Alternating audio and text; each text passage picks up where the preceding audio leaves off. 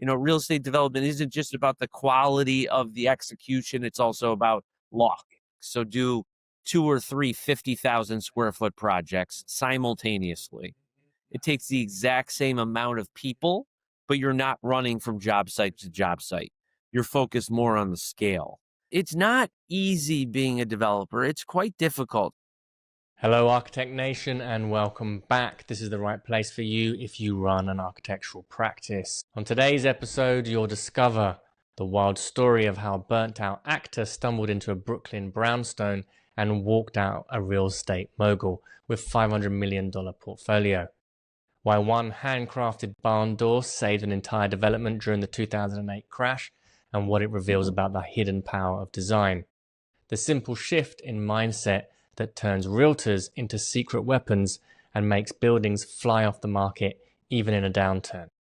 In today's episode, I sit down with Bill Caleo, actor turned award-winning real estate developer, co-founder of the Brooklyn Home Company, and the force behind over $500 million worth in design-driven properties in Brooklyn and Jackson Hole. From the stage to the skyline, Bill shares his journey of creativity, community, and building beautiful spaces. And now, a word from our sponsor. Today's episode is sponsored by Gelt. Is your architecture firm just filing taxes or actually using them to grow the business? Gelt is your partner in optimizing your taxes so you can focus on scale. They work with you year-round, not just at tax time, taking a proactive approach that combines expert CPAs and powerful technology. From smart entity structures to overlooked deductions and smarter compensation planning, Gelt helps architecture firms unlock strategies most accountants miss. And exclusively for Business of Architecture listeners, Gelt is offering 10% off your first year. Don't wait for next tax season. Schedule your complimentary consultation at joingelt.com. That's JOINGELT.com to learn more and mention BOA when you sign up. Bill, welcome to the Business of Architecture. How are you?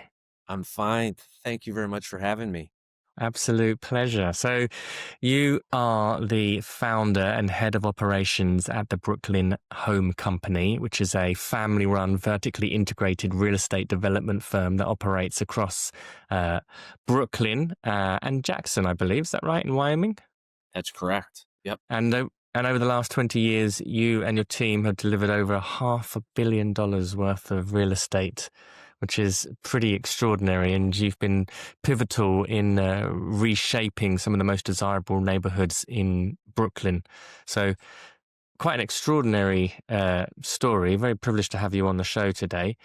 And perhaps we'll start with you walking us through what the founding story of the Brooklyn Home Company was. And I'd like to throw in there as well a little bit about your background in theatre and acting, because that's something that I think is actually really interesting, and I'm sure that it's kind of influenced in some manner the way that you've gone about being a leader.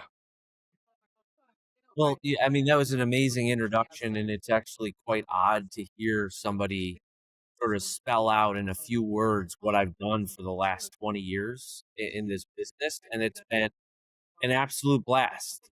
If I were to do it again, I would. And yeah, so I grew up in Rochester, New York, and my stepfather was an entrepreneur, had a business that grew tremendous amount. I sort of had a front row seat to watch him grow his company, and I was always fascinated by that. But I also had actor bones in my body. I was a singer growing up. I sang a cappella, and I was doing theater. And I knew I always wanted to try that too. And then if I didn't do that, I would have regret. So I went to Skidmore College in Saratoga Springs, New York, a great liberal arts school that allowed me to do whatever I wanted to do. So I played soccer, I sang a cappella, I was a business major, I was a theater minor, I did all the plays. And I had a lot of fun doing that and cross-pollinating between the different areas. And so upon graduation, I decided to get an MFA in acting and just go for the acting first. Yeah. So I did that, and I went to SMU in Dallas, Texas, and I got a master's in acting, and I moved to New York City as an actor and did regional theater for a few years and did shows in New York off Broadway. And television commercials and this and that. And Hmm.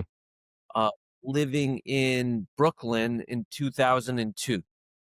And when I would say to people that I was friends with that lived in Manhattan or wherever, and I would say, "Oh, I moved to Brooklyn," they would say, "Why? Why did you move to Brooklyn?"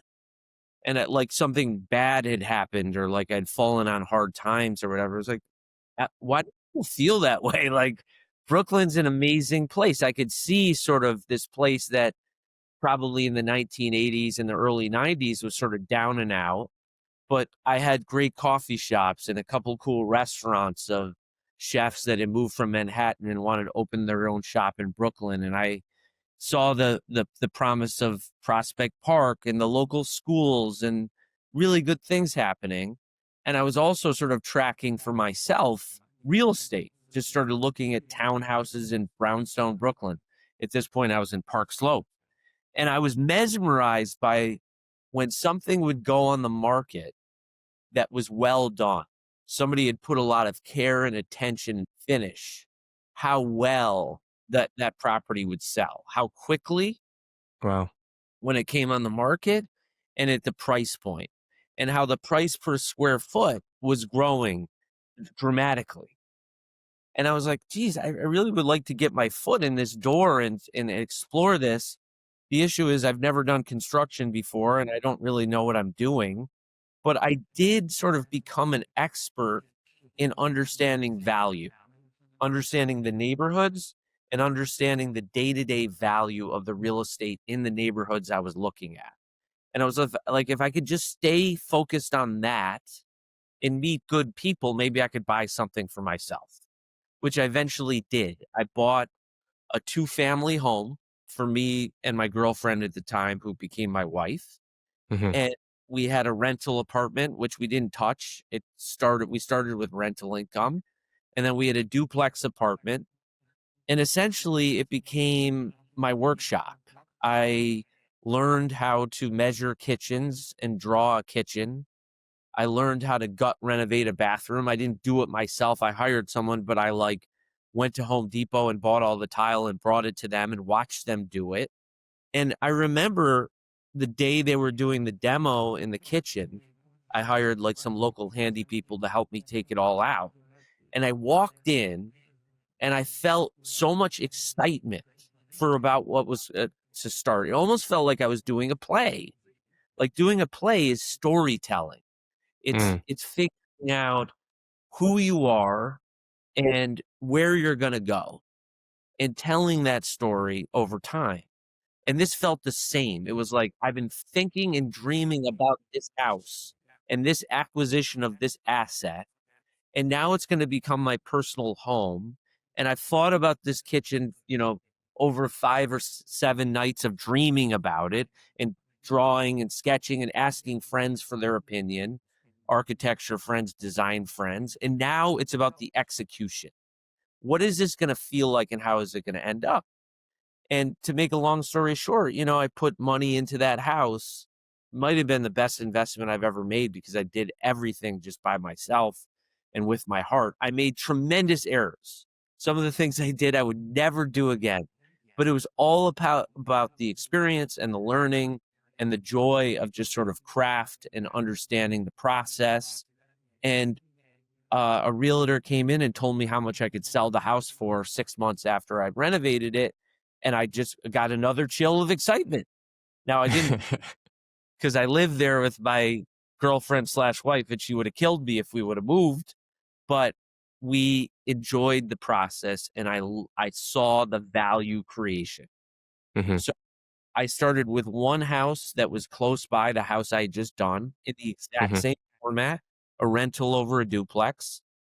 I renovated that house and I didn't do well on that second one. I made like $14,000 over a year period. I just sort of get ground down. The market changed a little bit. Interest rates went up. Real estate development isn't just about the quality of the execution. It's also about luck. What are interest rates doing? What's supply and demand? And I just kind of like fell into a weird crack, but I recognize that. And Hmm. along that path, I started building my team. I knew the contractor I wanted to use. I knew that my sister, who is a really talented interior designer and craftsperson, she was at RISD with her boyfriend Fitzhugh, who's now her husband. They came in and started tinkering with what I was thinking about. Fitzhugh was thinking about putting some custom art in the home that I was creating. Found that to be very cool. I found a contractor who I loved. The team started to build. And so from that second project to the third was my first condo project, which was a larger scale 4-family building at Fort Greene called A lot more 120. risk. It was more risk, and also the house had been left in disrepair. The Right. houses we're looking at, houses 1 and 2, were like gutting kitchens and bathrooms and adding HVAC. This house was like a mess, like a scary mess with ghosts in it. Like, you Wow. walk through and you're like, this seems dangerous. Why am I doing this type of thing? But again, I had the excitement of wanting to create something new, of creating something very special. And this particular, for people that understand Brownstone, Brooklyn, townhouses are attached on both sides, and they're about 20 foot wide and about 40 foot deep. And in 1915, whoever owned this particular house at 122 Fort Greene Place built the house to the full lot. So it had it had a 40-foot, 50-foot addition on the back, and it Right. had it out for windows on the side. And so each apartment was like 1,500 or 1,600 square feet. They were giant. So Was there any garden space at the back? Or there was very small garden on the rear, and then a Mhm. small garden off on the side where they sort of like cut the extent Wow. to the Is side. that kind of extension? Are you allowed to do that still, or was it kind of that was Well, something that was quite rare it for? was it was rare, and it was also in a landmark district. So no Right. one could ever dream of doing that again, either Yeah. from the Department of Buildings perspective or from a landmark perspective. It's one of these grandfather situations that we had. Yeah. A But great again, find. it was a great find. I mean, that was my third property I ever bought. I've never seen that condition again, ever. Hmm. It's very, very unique. And, again, I had built the team. That was the first project that my sister Lindsay really designed the interiors, sort of with the aesthetic and the values that she had, which became Hmm. really our trademark and hallmark as a company. Which the concept was, we don't want. I'd been to a lot of developments where everything was very modern and new, and then you would go back 3 months later and everything already felt dated and aged and Yeah. old. And I didn't want that. I wanted things to patina well and look better over time. So using more classic materials, using wood, using marble, using natural stones, things that would age well over time. A lot of hardwood floors, texture on walls, built-ins, try to really make them feel special and elevate. And well, yeah, that was our third project. And also, I mean, I've told this story before, but I'll just tell you quickly. The real hallmark of that project is that Fitzhugh, my brother-in-law, who's a sculptor and wanted to do more sculpture work, it was at RISD and was looking for opportunities to create, had come to me with the idea that in the penthouse apartment, the top floor unit, there was a beautiful moment that separated the primary suite from the living room. And there was a huge 10-foot, 12-foot ceiling in that room, very, very large. And we had just ripped out an old staircase because we needed to change it to steel to go up to the roof deck. And he goes, why don't I take the wood scraps from that old stair and I'll dowel them all together and I'll make a barn door and I'll put it on a slider and we'll use that as the separation from the primary and the living room. And I thought, that's a great idea. How much do you want me to pay you? I don't really have a lot of money for a project like this. I don't have a budget for that. Hmm. And very kind. He goes, I've really wanted this bandsaw for a while. If you buy me the bandsaw, I'll A bargain. build the door, and then, then we'll be square. Hmm. So I bought bandsaw. He literally put it in the living room of this house as they Mhm. were. I remember walking in there and he's like sweating in the middle of summer and people are like plastering walls around him and he's building this monstrosity of a door and he hangs this beautiful barn door. I loved it. It was beautiful. He did a great job. And we go to market and it just seems like a bad story and it ends up being better, but Lehman Brothers, this was during Lehman Brothers and during the crash, the Right. financial meltdown. And we listed that place and Lehman Brothers went out of business a week later. It was like a disaster. Worst timing ever. But we still had a beautiful condo project. There wasn't a lot of supply. So I was like hopeful that we could get a sale. So we hadn't sold anything yet. And I was managing an open house. And there was a woman with her mother, and she was sitting outside waiting to come in for the open house. And I let them in a little bit early and they walked through the whole building and they asked me about this and that. And they were literally looking at each apartment, which had a unique identity and thinking about each one. And they got to the top floor and they walked into the living room and the woman that bought the apartment saw that barn door and said, "What is this? Where did you get this? This is unbelievable." And I said, "This is my sister's boyfriend. His name is Fitzhugh Carroll. He's a wonderful artist. He built this. He used the scraps from the old staircase." And I'll never forget this for the rest of my life. She turned to me and said, "Okay, I'll take it." And I said, "Well, what do you mean?" And she just goes, I would like to buy this apartment 100%. This is my apartment." And I said, what price?" And she goes, "What's the asking price?" And I told her and she goes, I'll take it for that price."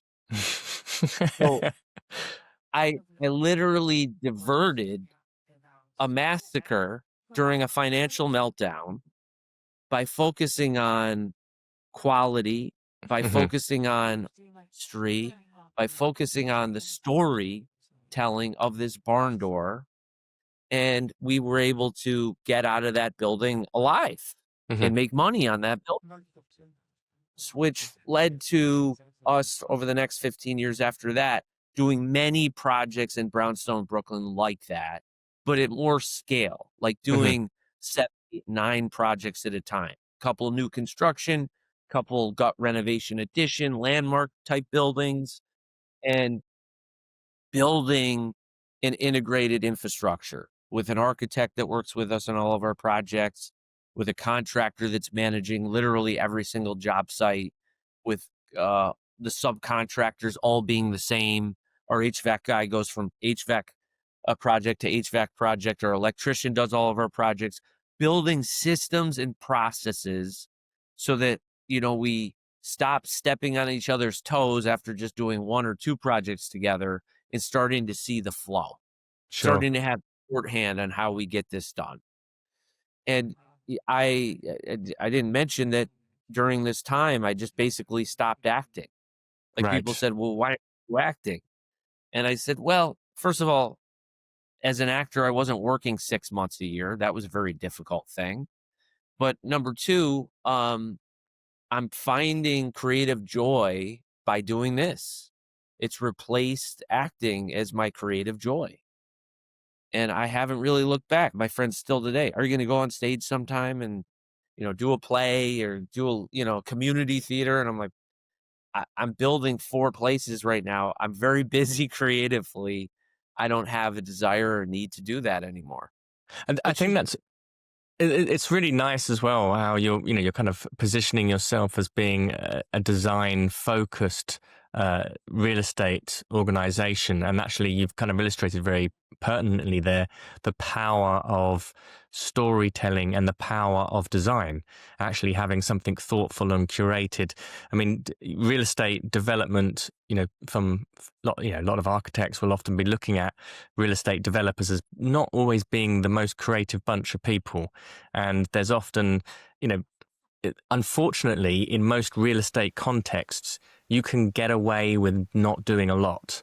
Like you can get away with a kind of poor level of finish and a poor level of, and still make some money at the end of it if you're lucky. And it's really good to hear actually the capital that design has And actually, when it came to a difficult financial situation, actually something that had a story and that created an emotional connection for somebody was the thing that pulled it through.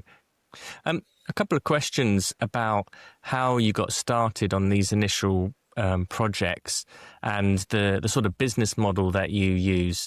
Are you building always to sell, or was that kind of what you were doing at the beginning? You were building to sell, and how are you finding investment? Were you kind of getting yourself leveraged, or were you using you bringing in investors or institutional finance to fund the projects? Yeah, so I think that your summary is really good, by the way. I think that you're absolutely right, is that we just put a lot of heart into the projects and focus. The return is paramount. You need to Hmm. have a return. You got to keep the lights on, and you got to keep everybody working.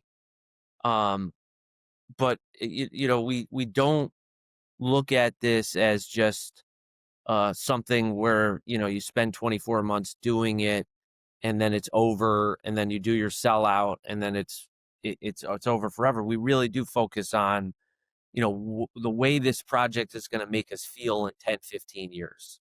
We're still going to be in the neighborhood looking at this building, and we want the future occupants to be happy there, and we want to be proud of the work. Which is why we invest a lot in energy efficiency and passive house principles. How do we create something that's better than what was there before? Because the reality is there's a lot of waste that's created when you rip the inside of an old building out, or you rip a building down to the ground, which made me feel quite guilty.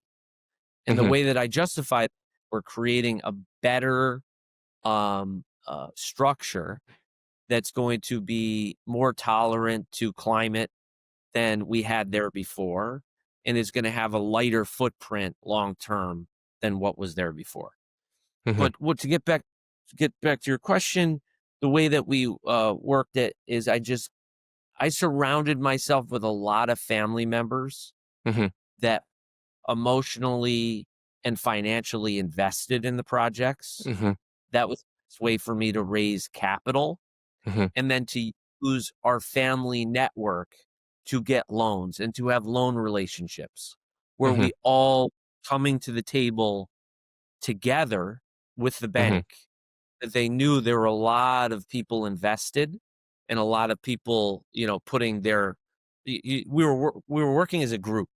Yeah. We use family members in numbers in order to raise the capital that we needed, which That sounds quite scary, actually. it's a blessing and a curse. And the Yes. blessing is we're speaking shorthand. We can resolve disputes because we've done it before as family members. Hmm. We people in the family that are dispute resolution type people that we go Right. to as a group to work things out. Hmm. Um, and the curse is sometimes you lose money. It makes people feel bad. Hmm. Sometimes not every project is profitable. Some are, some aren't. And it Hmm. all sort of seems even out at the end, but makes you feel bad when things don't go well and somebody's not super involved in a project and just a passive investor. But that's business, and they Hmm. understood that going. Sometimes we do make money, thank goodness. Hmm.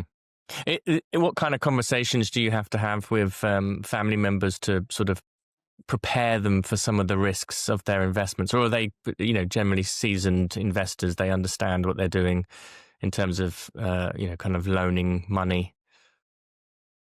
I would say early on we'd have to have conversations about the address, the building, the business plan, what we were going to do, how we were going to do it, why were we going to be successful. But then over time, you just don't have to have that in-depth conversation. Hmm. You just sort of overview, and they know what I'm about to go do. They know what our team's about to go do. So again, in the beginning, a lot of conversation, but more recently, less, just because there's more trust there.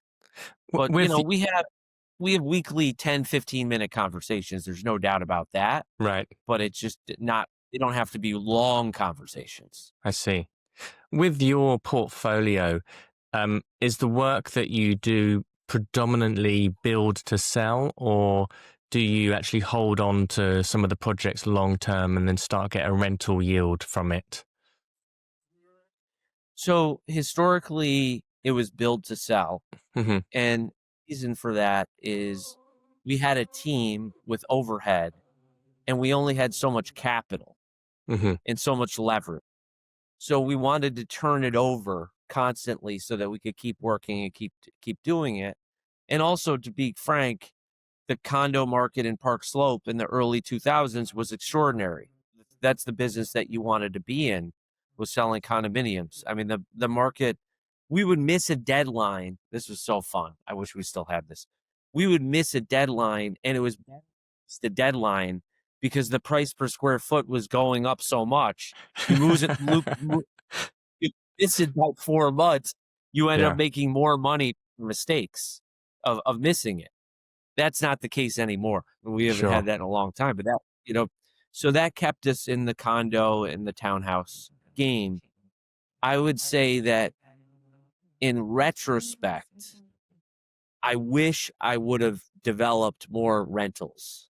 I wish that I would have had an asset that I could hold on to long term Hmm. because better it's a better model for long term growth for it. Just all the good developers that I really respect in Brooklyn are doing rentals now. Hmm. Now they've done those previously and everybody's done condos, but people I really respect, they hold on to their bricks and they watch the yield on their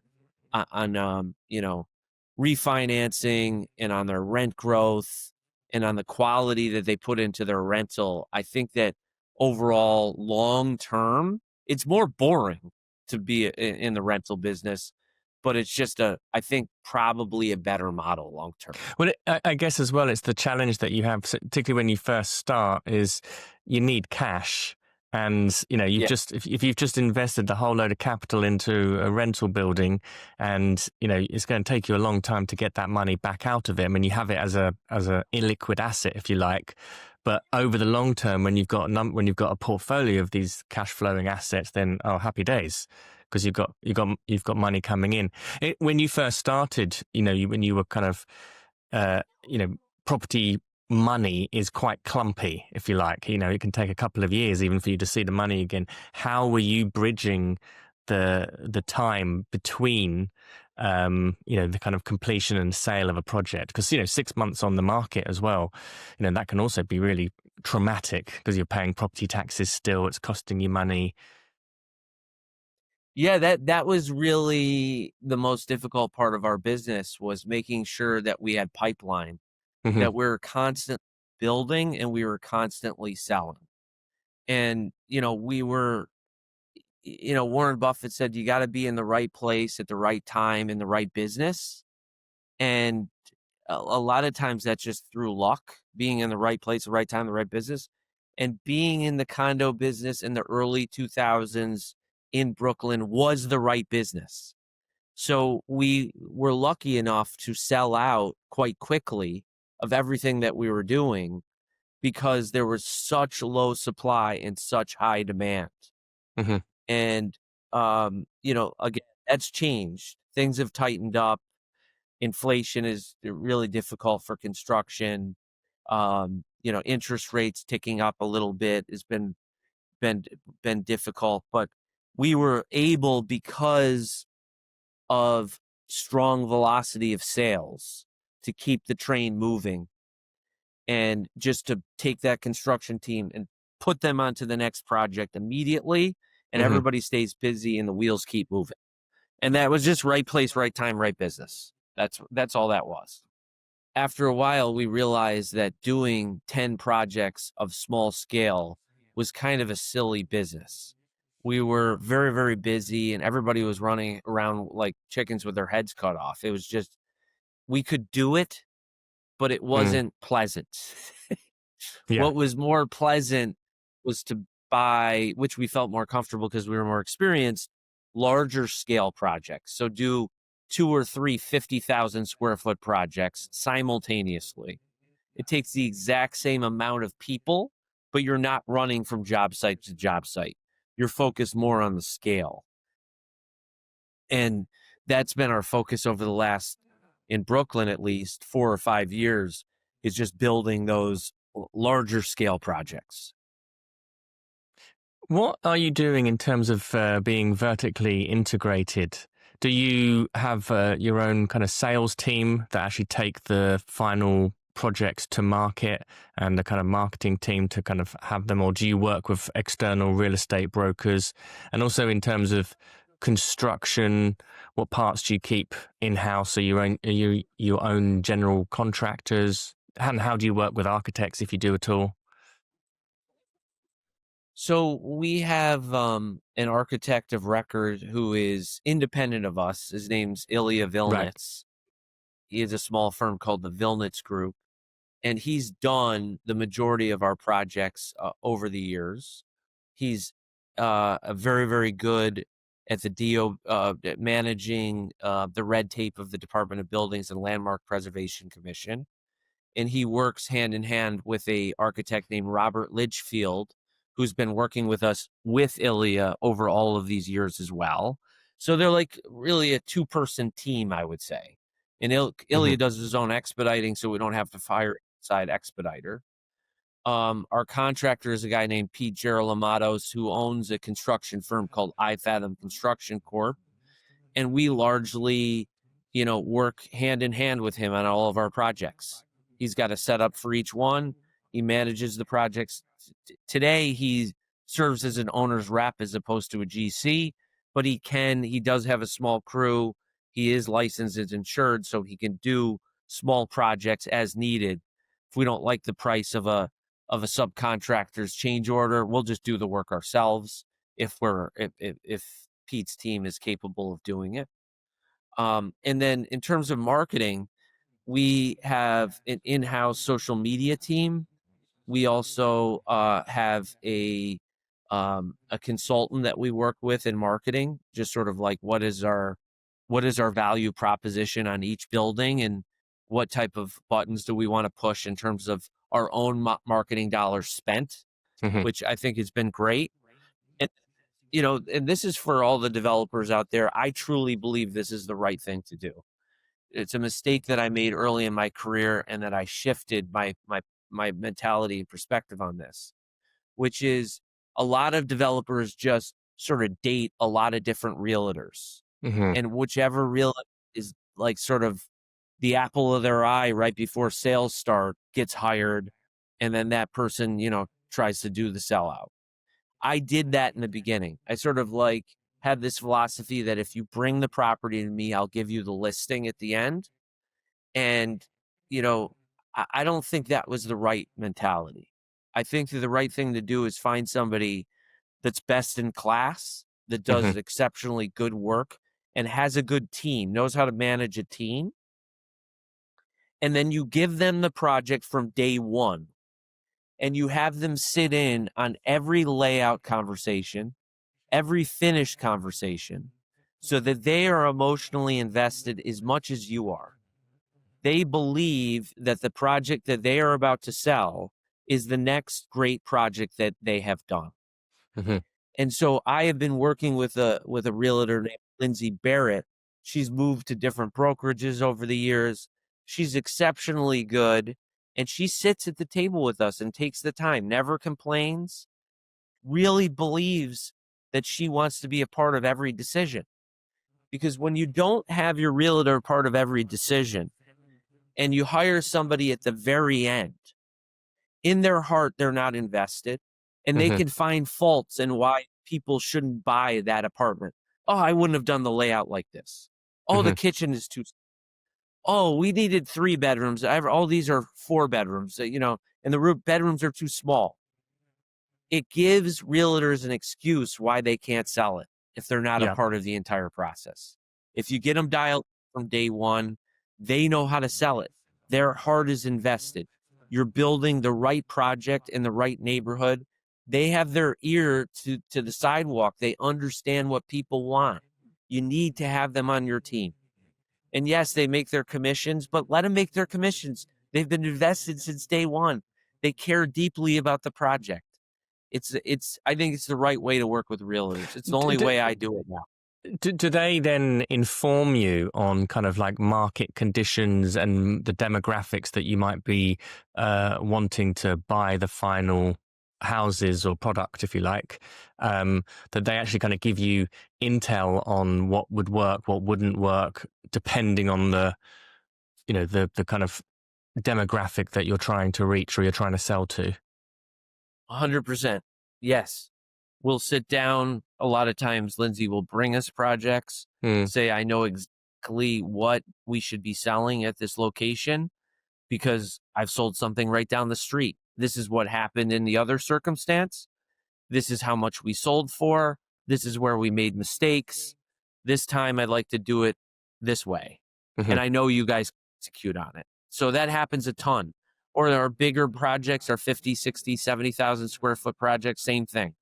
Unit mix, finish type, service quality. Do you need a full-time concierge at the front desk, 24 hours? You do it 12 hours a day and lower the common charges a little bit. Depends on the neighborhood, depends on the expectation, depends on what the other comps have done in that neighborhood. So yes, all of that, we consider all that, and I lean heavily on the realtors to provide intel and insight. I, over the years, know a lot, just because I've been in the same neighborhoods. Sure. But we've used this same philosophy in Jackson Hole for the projects that we've done there, where we aligned from day one with a realtor. And it's been, I'm so glad that we've done it there as well. Yeah, so that was interesting because I was going to say, you've got this body of knowledge in Brooklyn, and you're of Brooklyn, you know it, and that's very advantageous as a property real estate, business owner, knowing the kind of local knowledge, the knowledge, and the kind of micro markets that emerge within a sort of geographic location. But going up to Jackson in Wyoming, and I know this is a pretty significant, is it $45 million project? So it's not a small house, Yeah. And it's quite extraordinary. Yeah. But then you'll move. There's additional risk here of moving into a market which is perhaps unknown to you. Could you tell us a little bit about this project, how it came about? I know there's a pool carved into the mountain, which sounds absolutely phenomenal. Really, the key to Jackson was to find a great builder, to find a great architect that understood the local municipality, and find a great realtor.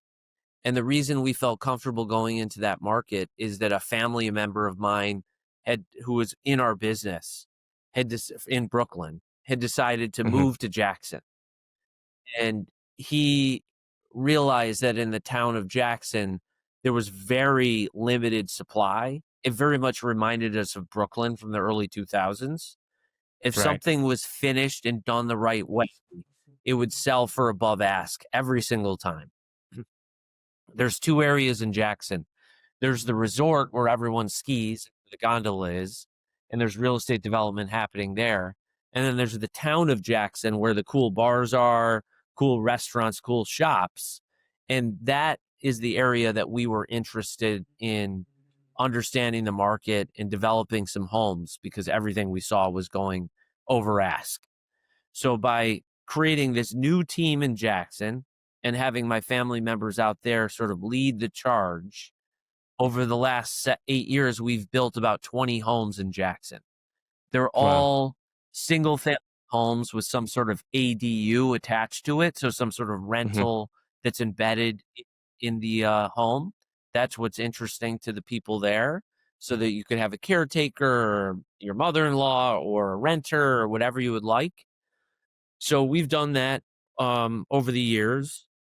Obviously, the COVID really accelerated things in Jackson. Our comp, which was, a $3 million house sellout. This is about a 4,500 square foot house on a small lot in the town of Jackson. When we started selling, they were about $3.5–4 million. Post COVID, now they're $7 to $8 million. Just a lot of interest in Jackson.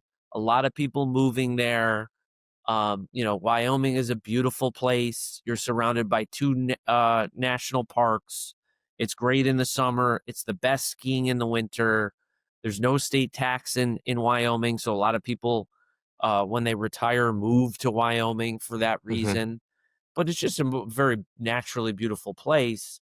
And then after did about 15, 18 homes in town, we decided to invest more in larger plots of land, um, that were like with beautiful views of the mountain that weren't in town, more isolated.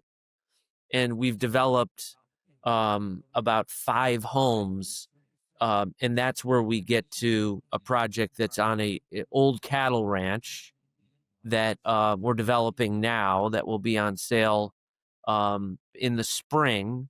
And it's a absolutely beautiful, large scale house that will have a price tag of $50 million, Wow. and is a culmination of all the work that we've done in town with our business partners, our contractor, our architects, our project managers, and it's just going to be a really, really, really magical house. Amazing. Um, where do you see the Brooklyn Housing Company going over the next 5 to 10 years? I know as well the Lake House project as well was quite interesting one to talk about as a signature project. Is this move into hospitality something that you envision the business doing more and more of? Yeah, so I think that we will do more hospitality. I really like design Hmm. in hospitality. I like thinking about the customer experience from check-in to check-out and what that looks and feels like for everyone. That's what I've really liked about the lake house is like when you sell a townhome or a condominium or a house in Jackson, the journey ends when you sort of hand somebody the keys. Yes, you give them a warranty and you go and you fix something that's broken, but like the journey's over. You don't see how people experience the space after somebody buys it from you. You just leave them alone, you let them live their life. It's been amazing for Hmm. the lake house on Agua, which is I'm still getting fresh impressions of what the place looks and feels like from our customers and friends that go visit. And they're experiencing the lobby and the amenities and the hotel bed in a new, fresh way, even though we finished it 5 years ago. Hmm. That to me is fascinating, and I'd like to do that again. And we're currently looking at doing a design project for a hospitality venture in the South, in South Carolina. Nothing, we don't have it yet, and we're still working on the deal. And I would like to do more deals where we invest not all the capital, not be the developer, but invest capital and do the design. Sit at the Hmm. table as your design, because we just have a lot of experience doing it and we like doing it. And I have a design team that I would like to have more experiences in hospitality. Now, it could be a mix, it could be a condominium, cottage, hospitality venture. It doesn't have to just be a hotel. But that is something that I'm intrigued by and looking at opportunities in and would like to do more of if it works. Over the next few years, how do you think the role of the developer is evolving? There's a lot of change happening kind of politically. There's not a lot of change happening just in terms of regulations. There's a lot of change happening in technology. What responsibility do you think developers have to shape culture as well as buildings, and how do you see this role of the developer evolving?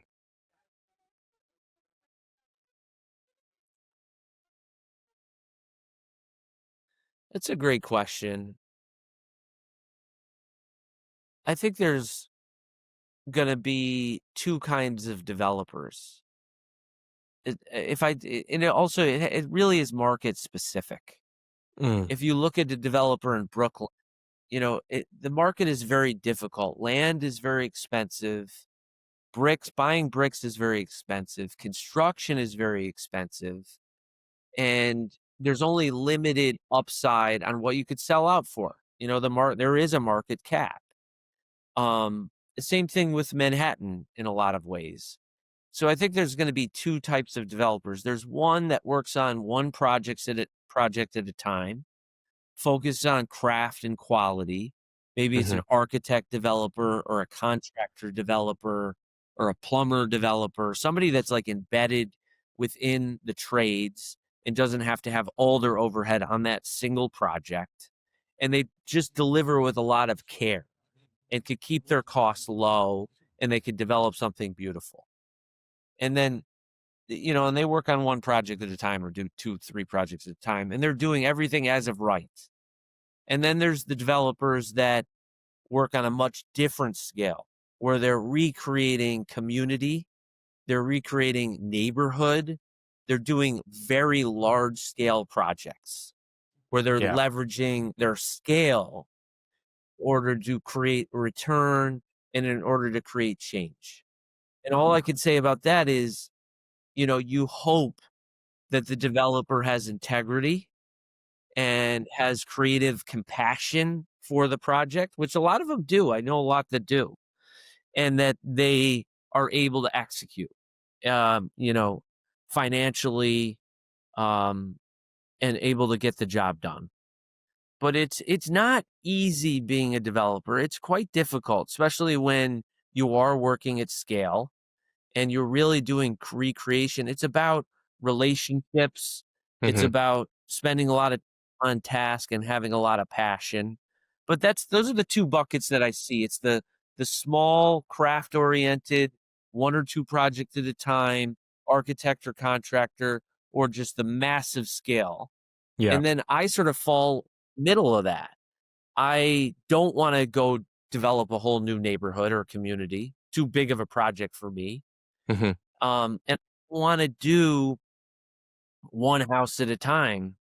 So that's why I'm trying to leverage design, is that I have, a great design group that has been there and done it. We've invested a lot of money in projects and know what's right and what's wrong, and use my team as my leverage to get into larger scale projects where I could sit at the table, be a developer at the table, think like a developer, and be a partner with the lead developer and provide the design capital and the design intel and our aesthetic and our brand and whatever else to the project. That's really what I'm interested in going forward.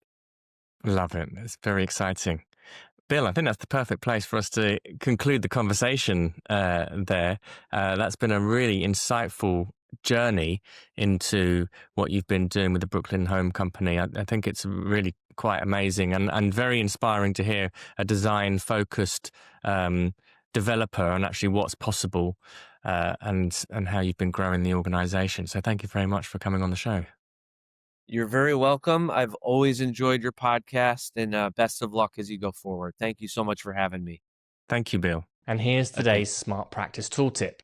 Listen up, Architect Nation. While you're slaving away on that latest project that you undercharged on, there may be a 6-figure leak in your practice that nobody knows about. Your team's working smoothly, clients are happy, but your bank account doesn't match all that hard work that you're doing.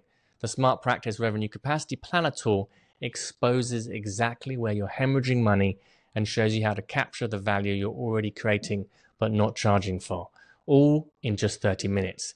Get this Smart Practice tool 100% free by going to businessofarchitecture.com/capacity. We'd like to acknowledge the following Smart Practice firms who have achieved 200 Club status. These firms have demonstrated exceptional client service and operations management to achieve a financial performance measure of $200,000 of revenue per full-time employee equivalent through the proper combination of people, process, and profit. To find out more about this prestigious award and how you can apply for recognition, go to businessofarchitecture.com/200. In the 200 Club, Frank and Megan Lynn, Brad Hubble and Suzanne Daly, Matthew Kent, Justin Kimmick, Judy and Larry Apel, Chris Smart, and Stephen Kowalski. In the 300 Club, we have Marina Rabina, and in the 500 Club, we have Drew and Justine Tyndall. Thank you to our recent listeners who left reviews for the podcast on iTunes. Your reviews helps others find this podcast so the rising tide raises all boats. To be acknowledged on the show, Open up the podcast app on your iPhone, search Business of Architecture, and after clicking on the show, scroll all the way to the bottom to leave a review. Today's episode of the Business of Architecture show is sponsored by Smart Practice TM, the world's leading step-by-step solution for small architectural practice owners that want to structure their existing practice so the complexity of business doesn't get in the way of the architecture. Because you see, it likely isn't your architecture skills that hold you back. It's the business aspects of running a practice, managing projects and people, dealing with clients, contractors, and money. So if you're ready to quit being a glorified administrator and get back to architecture again, go to smartpracticemethod.com to discover the proven, simple, and easy to implement smart practice method that is revolutionizing firm management for owners and teams. Today's episode is sponsored by Gelt. Is your architecture firm just filing taxes or actually using them to grow the business? Gelt is your partner in optimizing your taxes so you can focus on scale. They work with you year-round, not just at tax time, taking a proactive approach that combines expert CPAs and powerful technology, from smart entity structures to overlook deductions and smarter compensation planning. Gelt helps architecture firms unlock strategies most accountants miss. And exclusively for Business of Architecture listeners, Gelt is offering 10% off your first year. Don't wait for next tax season. Schedule your complimentary consultation at joingelt.com. That's JOINGELT.com to learn more and mention BOA when you sign up. Hey, Rion Willard here, and I want to thank you for joining us today and remind you that the views expressed on this show by our guests do not represent those of the host, and we make no representation, promise, guarantee, pledge, or warranty, contract, bond, or commitment except to help you conquer the world. Carpe diem.